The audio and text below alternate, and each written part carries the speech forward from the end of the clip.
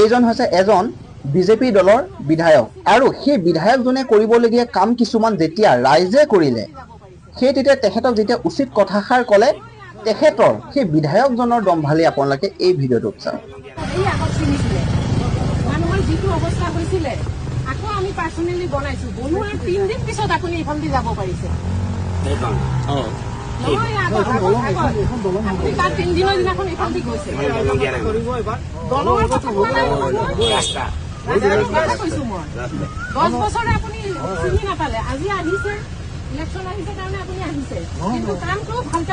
ৰাইজৰ কথা শুনি লওক কাম কৰিলে কিন্তু ভালকে কৰিব লাগিব কিন্তু আপুনি নামৰ কাৰণে কামখিনি কৰি থৈ যাব সেইটো নহ'ব ৰাইজৰ আপোনাৰ নাম হ'ব বুলি আপুনি কাম কৰিলে নহ'ব কামটো হ'ব লাগিব মনে মনে নহয় আমি ৰাইজ অকলে ৰাস্তা দিলে নাই মানুহ আছে আপুনি